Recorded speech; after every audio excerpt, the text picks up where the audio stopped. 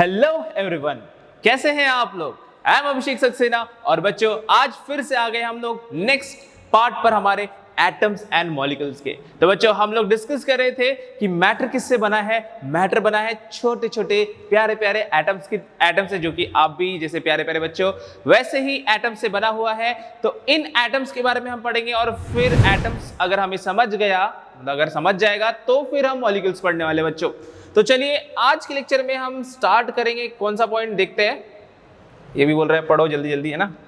तो स्टार्ट हम करेंगे। देखिए जैसे कि हमने लास्ट लेक्चर में लॉज ऑफ केमिकल कॉम्बिनेशन के बारे में डिस्कस किया था कि कौन से लॉज है। हम जो भी केमिकल रिएक्शन पढ़ने वाले हैं या फिर दुनिया में जितने भी सब्सटेंस है ये अगर कंबाइन करते हैं तो दो तरीके से कंबाइन करते हैं, लॉ ऑफ कंजर्वेशन ऑफ मास और लॉ ऑफ कांस्टेंट प्रोपोर्शन। लेकिन इन सब को समझने के लिए, मतलब law of conservation of mass, law of constant proportion, ये सब तो समझने के लिए हमें समझना होगा व्हाट इज एटम। और एटम को समझने के लिए हमारे पास आ गए थे एक और मतलब साइंटिस्ट का नाम है हमारे पास डाल्टन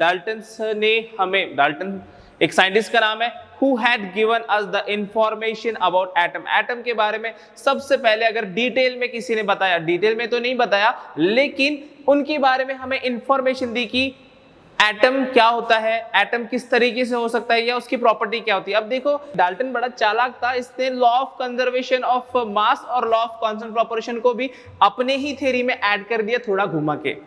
मतलब होशियारी की भी लेवल रहती, तो आपको भी इस तरीके से सोचना होगा कि कैसे आप अपने चीजों को, पढ़ाई को किस तरीके से इंप्रूव कर सकते हो। इधर उधर से डाटा कलेक्ट करके अपने नोट्स को इंप्रूव कर सकते हो, अपने डाटा को इंप्रूव करके कैसे आप एग्जाम में अच्छे मार्क्स ला सकते हो, कैसे आप अच्छे परसेंटेज ला सकते हो। या कोई भी एग्जाम, कोई भी एंट्रेंस, चाहे वो जेडब्ल्यू हो, चाहे वो नीट हो, चाहे वो एनडीए हो या फिर कोई भी और एंट्रेंस एग्जाम आप देना चाहते हो, तो सारे के सारे एंट्रेंस एग्जाम आप क्वालिफाई कर सको, इसके लिए आपको सब जगह का डाटा कलेक्ट करके अपनी बुक बनानी पड़ेगी, अपने नोट्स बनाने पड़ेंगे, है ना। सो चलते हैं हम स्टार्ट, देखते हैं कि डाल्टन ने क्या क्या बताया एटॉमिक थ्योरी। सबसे पहले डाल्टन के बारे में हम समझ लेते हैं कि he was the British chemist, मतलब ब्रिटिश का केमिस्ट था, मतलब केमिस्ट्री वाला बंदा था, John Dalton in the year 1808, मतलब 1808।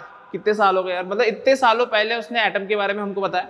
So basic theory about the nature of matter. First thing what he told, मतलब डाल्टन को ने देखा कि लोग बड़े, ये कोई साइंटिस्ट लेवोसियर ने आके अपना लॉ ऑफ कंजर्वेशन ऑफ मास बता रहा है, वो कोई और साइंटिस्ट आ गया उसने कुछ अपने बारे में बता दिया, कुछ पार्टिकल्स के बारे में बता रहे। तो डाल्टन बोले सब अपने बहती गंगा में, सब लोग अपनी बहता गंगा में हाथ धो रहे तो अपन भी हाथ धो लेते। इसने भी अपना निकाल लिया चिट्टा और लिख के दे दिया हमको और हमारा दिमाग खराब कर रहा है। सो बेसिकली क्या था इसका कहना, basic theory about the nature of matter, की मैटर का बेसिक प्रॉपर्टी क्या है उसके बारे में हमको बताना चाहता था। तो कैसे बताया इसने, देखो सबसे पहला सबके आइडिया चोरा है इसका, कोई मतलब मेरे हिसाब से तो इसका कोई आइडिया नहीं था, इसने बस बाकी लोगों का देखा, इसने ये बोला और पकड़ के इसने जमा कर दिया। तो आइडिया ऑफ डिविजिबिलिटी हमने कहाँ पे पढ़े थे, कोई तो भी महर्षि ने बताया था हमको, है ना। So you will put that name in comment कि किसने, मैंने पहले ही बता दिया आपको कि आइडिया ऑफ डिविजिबिलिटी मतलब कि कोई भी मैटर, अगर कोई सब्सटेंस है इसको मैं ब्रेक करूंगा और तो सबसे लास्ट में मुझे एक छोटा सा पार्टिकल मिलेगा, वो जो पार्टिकल है उसके बारे में वो बताना चाहता है, जो कि हमको पहले ही शायद से आप कमेंट में बताएंगे मुझे कौन से महर्षि ने हमको बताया था। Second is the smallest particle of matter are atoms. तो इसने उन्हीं को इनडिविजिबल हमने पहले भी बोला था, और जो सबसे छोटा पार्टिकल रहेगा मैटर का, सबसे छोटा पार्टिकल रहेगा उससे एटम का है। और इस तरीके से कुछ इमेजिनेशन हम बोल सकते कि ऐसा कोई चमत्कारी चीज है ना, ऐसा जो चमकीला सा है, कुछ चमत्कारी है, आबरा गड़ाबरा करके ला लिया उसने अपने मन से। इसके पास कोई एक्सपेरिमेंटेशनल प्रूफ नहीं था उस टाइम पे। 1808 में हमारे पास इलेक्ट्रॉन माइक्रोस्कोप नहीं था बच्चों। उस टाइम पे माइक्रोस्कोप से हमने देखा, मतलब एटम हमको दिखता नहीं, माइक्रोस्कोप से हमको एटम नहीं दिखता है, उसके लिए हमको इलेक्ट्रॉन माइक्रोस्कोप लगता है जो कि बहुत बाद में बना। Then what he had given, अब देखो एक्सप्लेनेशन तो जिन्होंने लॉस दिए तो उन्होंने दे दिए थे, लेकिन फिर भी इसने क्या बोला कि explanation for loss of chemical combination. तो जो लॉस ऑफ केमिकल कॉम्बिनेशन है उसका एक्सप्लेनेशन भी डाल्टन ने दिया, मतलब दिया नहीं है एक्चुअली, इसने जो अपने पॉइंट्स बताए उस पॉइंट्स में उसने law of conservation of mass, law of constant proportion के बारे में सिर्फ उसको घुमा के अपने पॉइंट्स में डाल दिया, बस इतना है। Next one, all matter whether an element a molecule, मतलब दुनिया में जितने भी सब्सटेंस है दुनिया में जितने भी सब्सटेंस है वो सब एटम से बने, ये ही डाल्टन्स की थ्योरी में इंक्लूडेड था। अब ये तो पॉइंट हुए कि डाल्टन्स की थ्योरी क्या बताने वाली है, क्या हमको समझ में आने वाला है, लेकिन एग्जैक्टली डाल्टन ने हमको क्या बताया, उसके क्या पॉइंट्स थे, वो हमें याद करना पड़ेगा। देखो बच्चों, कोई साइंटिस्ट कुछ बोल के जाता है, मतलब देखो क्या क्या चीज हमें याद रखनी होती है। सबसे इंपॉर्टेंट साइंस में अगर आपको ध्यान में रखना है कि हमें क्या चीज याद रखनी है और क्या हम अपने मन से लिख सकते हैं। देखो बहुत से बच्चों को क्वेश्चन आता है कि सर हम बुक का एग्जैक्टली हमको कॉपी करना है, मतलब बुक का हमको एग्जैक्टली याद करना है क्या? तो मैं चीजें बताता हूं आपको कि एग्जैक्टली आपको क्या याद करना है। सबसे पहला आपको डेफिनेशन, जो बुक में डेफिनेशन होती है वो एग्जैक्टली याद करो बच्चों, क्योंकि वो किसी साइंटिस्ट ने लिखी होती है, किसी ना किसी साइंटिस्ट के वो स्टेटमेंट होते हैं, तो डेफिनेशन आपको याद रखने हैं। सेकेंडली आपको इस तरीके से जब थ्योरीज आती है, कुछ साइंटिस्ट के पोस्टुलेट्स आते हैं, कुछ थ्योरम्स आते हैं, वो आपको याद रखना है। ये दो चीजें आपको अपने मन से नहीं लिखना है, एग्जैक्टली जो साइंटिस्ट ने बताया वही लिखना है। बाकी सब कुछ एक्सप्लेनेशन हो, एग्जाम्पल हो, डायग्राम, बाकी सब कुछ आप समझ के अपने मन से लिख सकते हो, लेकिन डेफिनेशन और स्टेटमेंट्स आपको अपने मन से नहीं लिखना है। कुछ कुछ मैकेनिज्म होती है वो भी अपने मन से नहीं लिखना है। और ये पॉइंट हम क्यों पढ़ रहे हैं, बहुत से बच्चे बोल रहे होंगे सर ये तो 9th में हमने पढ़ा। तो बच्चों ये बेसिक है हमारा 11th और 12th का, अगर ये नहीं समझ में आया होगा तो फिर ऐसा हाल हो जाएगा अपना, है कि नहीं? अगर बेसिक नहीं समझा होगा तो इस तरीके से हमारा हाल हो जाएगा, और फिर जब हम 12th पढ़ेंगे, 11th पढ़ेंगे, तो फिर हमारी आंखें और नाक कान सब घूमने लग जाएगा। तो फिर चलते हैं हमारे पोस्टुलेट्स पे, मतलब डाल्टन्स ने हमें क्या क्या पॉइंट्स बताए।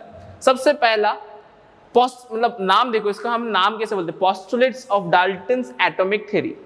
ध्यान में रखना है कि ये जो थ्योरी है इसको हम बोलते हैं डाल्टन्स एटॉमिक थ्योरी, और उसके जो पॉइंट्स है ये एज इट इज पॉइंट है बच्चों, एज इट इज आपको याद करना है। एज इट इज पॉइंट में इसको हम पोस्टुलेट्स बोलेंगे। व्हाट वी से, postulates of Dalton's atomic theory.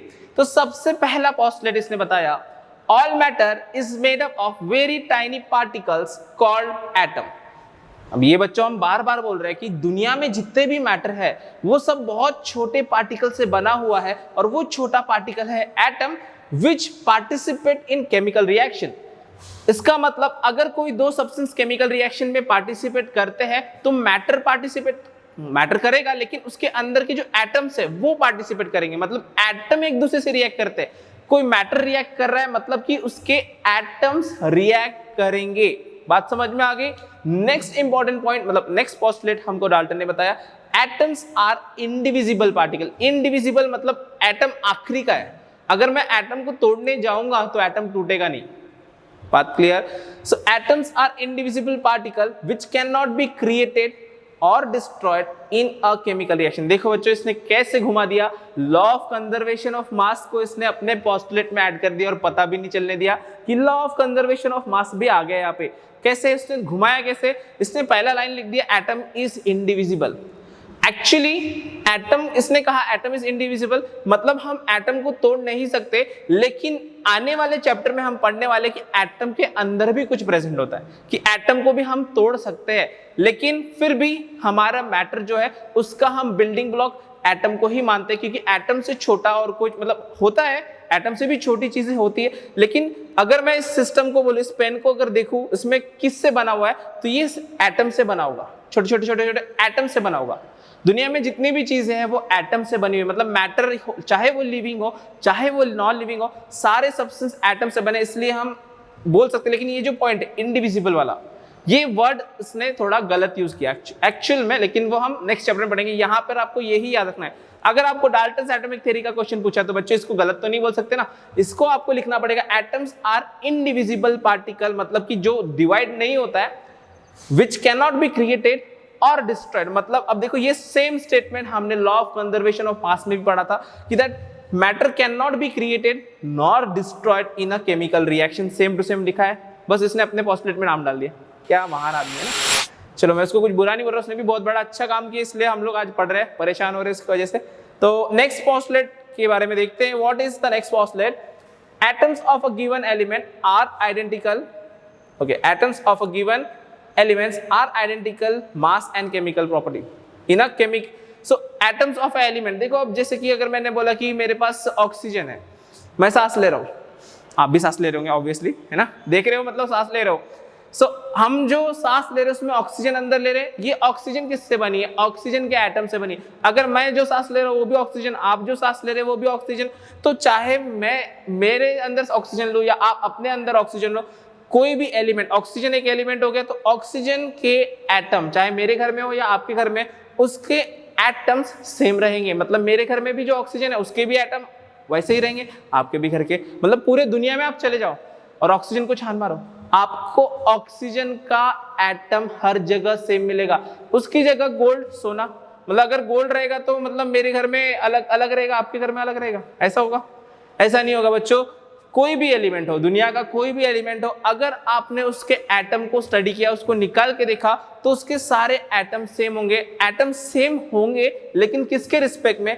पहला, इसका मास सेम रहेगा, पहला इसका मास सेम रहेगा, उसकी केमिकल प्रॉपर्टी, मास सेम रहेगा। मतलब जैसे कि मैंने आपको लास्ट लेक्चर में प्रोपोर्शन में कैलकुलेशन करके दिखाए थे, हाइड्रोजन इज टू ऑक्सीजन 1:8 आया था, तो मैंने हाइड्रोजन का मास 1 लिया था और ऑक्सीजन का मास 16 लिया था, बार बार मैं वही ले रहा था। ऐसा नहीं होगा कि मैं 16 लूंगा और आप अपने घर में 64 ले लोगे, ऐसा नहीं करना है। अगर हमने एक एलिमेंट बोला है तो उसके एटम का मास और उसकी केमिकल प्रॉपर्टी हमेशा सेम रहेगी। बात समझ में आ रही है? ऐसा नहीं हो रहा कि मेरे घर में ऑक्सीजन अलग काम करेगा, आपके घर में अलग, मतलब मैं ऑक्सीजन सांस लेता हूं, आप कार्बन डाइऑक्साइड लेते हो क्या? ऐसा नहीं होगा बच्चों, दोनों के हर जगह पूरी यूनिवर्स में वो सेम ही रहने वाला है। अब फाइनली ये सब पॉइंट्स बताने के बाद और थोड़े से इसने हमको और एक्स्ट्रा पॉइंट्स क्या क्या दिए देखते हैं। Atoms of different element have different masses and chemical properties. अब देखो इसके पहले का पॉइंट क्या बोला कि अगर आप सेम एलिमेंट पकड़ोगे तो उनके एटम सेम रहेंगे। अब उसका उल्टा बोल दिया कि आप अलग अलग एलिमेंट को पकड़ोगे, जैसे मैंने ऑक्सीजन को पकड़ लिया, इधर मैंने हाइड्रोजन को पकड़ लिया या गोल्ड को पकड़ लिया, तो ऑक्सीजन के एटम और गोल्ड के एटम बिल्कुल अलग रहेंगे, बिल्कुल अलग रहेंगे। इसके पहले वाले पॉइंट में तो हमको बता दिया था ना, फिर से ये बताने की क्या जरूरत थी? फिर भी इसने बोला कि मैं बहुत बड़ा, मतलब साइंटिस्ट लोग कैसे करते पता है ना आप लोग को? साइंटिस्ट लोग को क्या लगता है कि हम लोग बहुत महान है और हमको ही सब कुछ समझ में आता है, ये बाकी के लोग ना बहुत चिल्लर है, इनको कुछ समझ में ही नहीं आता। लेकिन अब जाने दो, उसने बता दिया तो अब पढ़ लेते थोड़ा।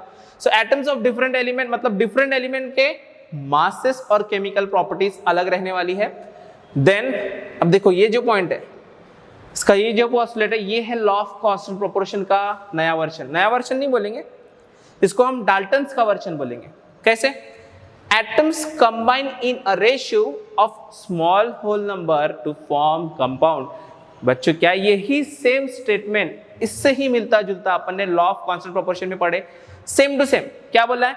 एटम्स कंबाइन, एटम्स कंबाइन मतलब दुनिया में जितने एटम्स है वो कंबाइन करेंगे और क्या फॉर्म करेंगे? They will form compound. ये तो पता है, एटम कंबाइन करके कंपाउंड बनाते हैं, क्योंकि हमने लास्ट चैप्टर में पढ़ा है compounds are the substances in which more than one type of atom is present।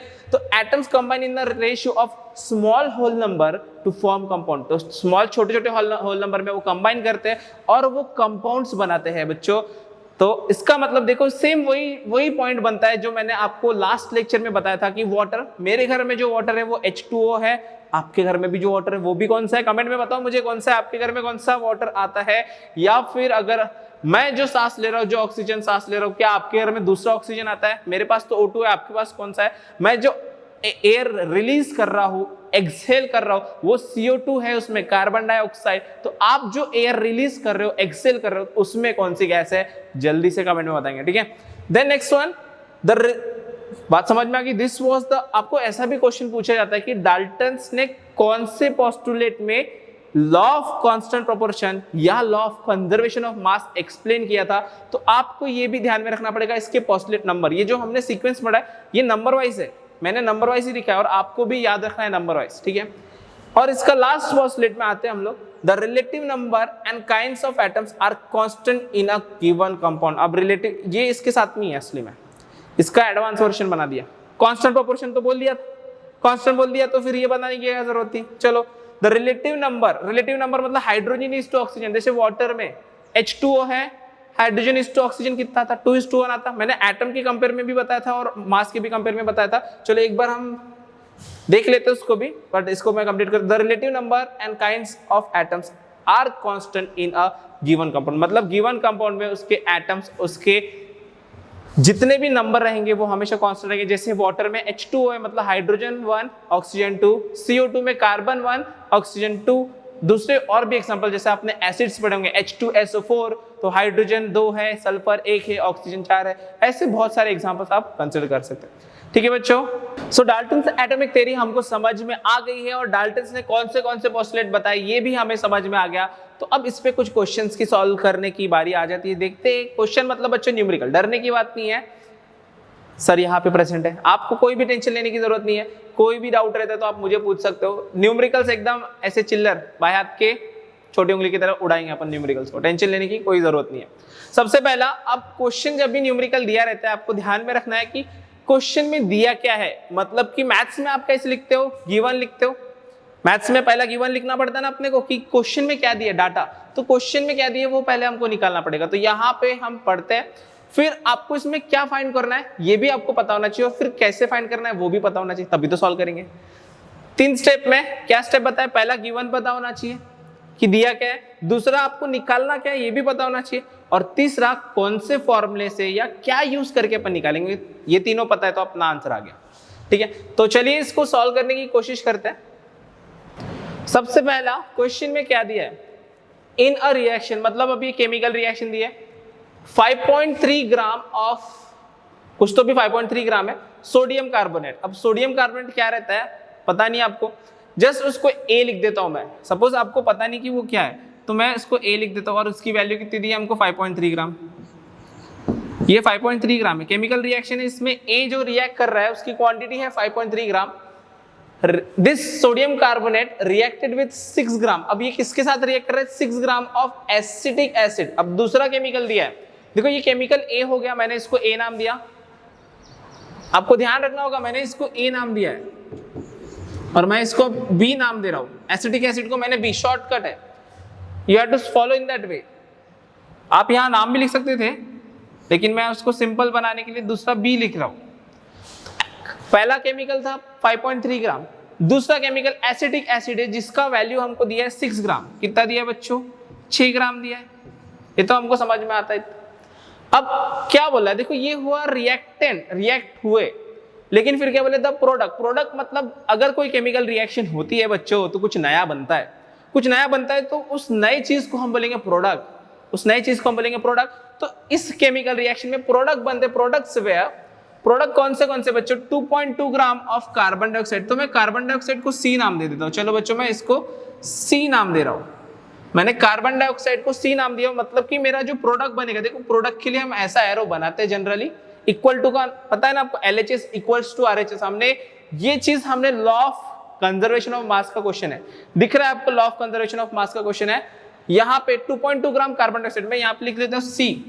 कितना है सी बच्चों, 2.2 ग्राम। कितना, 2.2 ग्राम। अब बचा क्या, और क्या बोला है, एंड 0.9 ग्राम ऑफ वाटर। क्या दिया है, 0.9 ग्राम। इसको मैं डी नाम दे देता हूं, ये डी है सपोज मेरा, ये दूसरा प्रोडक्ट है। सो डी कितना मिला है मुझे, 0.9 ग्राम। अब आपको क्वेश्चन में पूछा है एंड ओके, एक और चीज अब खत्म नहीं हुई है, क्या क्या मिल गया, carbon dioxide C, water D, और एक और चीज मिल रहा है सोडियम एसिडेट, इसको मैं ई नाम दे देता हूं और उसकी क्वांटिटी है 8.2 ग्राम। तो यहां पर मैं ई लिख देता हूं और ई हमको मिला है 8.2 ग्राम। अब बच्चों बड़ा ही सिंपल सा क्वेश्चन आपको दिया, देखो सबसे पहले हमने क्या किया, डाटा कलेक्ट किया, डाटा मिल गया हमको, ये क्वेश्चन में दिया हुआ है, ये मैंने अपने मन से लिखा, मेरे घर से लिखा, मेरे दिमाग से लिखा नहीं, क्वेश्चन में दिया रहेगा बच्चों, ये चीज हमें क्वेश्चन में दी हुई है। इसके बाद हमें पढ़ना, हमें पता करना है कि निकालना क्या, ये गिवन हो गया। अब टू फाइंड, क्या फाइंड करना है, show that this observation agree with the law of conservation of, law of conservation of mass, मतलब कि ये law of conservation of mass का क्वेश्चन है बच्चों। Law of conservation of mass का रूल क्या है, बताएंगे मुझे कमेंट में, क्या रूल है बच्चों, क्या होना चाहिए वहां पे, LHS इक्वल्स टू RHS, मतलब कि जो रिएक्टेंट में है, जो केमिकल्स, जो एटम, जो मास रिएक्टेंट में है, वही पूरा का पूरा प्रोडक्ट में बनना चाहिए कि नहीं चाहिए, बनना चाहिए, तभी हम उसको बोलेंगे law of conservation of mass, otherwise it is the law of unconservation of mass. लेकिन हमारा तो topic law of conservation of mass है, तो इसको चेक कैसे करेंगे बच्चों, करना क्या है, हमें चेक करना है कि LHS और RHS इक्वल है क्या, आपको सिर्फ इसको प्लस करना है, ये सिर्फ प्लस करके देखना है। देखो इसको प्लस करेंगे तो कितना आएगा, प्लस तो मैं नहीं सिखाऊंगा है ना, 11th क्लास में आ गए, प्लस तो मैं नहीं सिखाऊंगा, फिर भी क्या होता है 5.3 + 6, अब आप में से आधे बच्चे गलत करेंगे। 5.3 + 6 क्या होता है बताओ जल्दी से कमेंट में, कितना आएगा? मेरे हिसाब से आना चाहिए 11.3 ग्राम। आप में से कितने लोग का 11.3 ग्राम आया? वेरी गुड, अगर 11.3 आया है तो आपका। अब दूसरे साइड में करेंगे, दूसरी साइड में प्लस करना है हमको।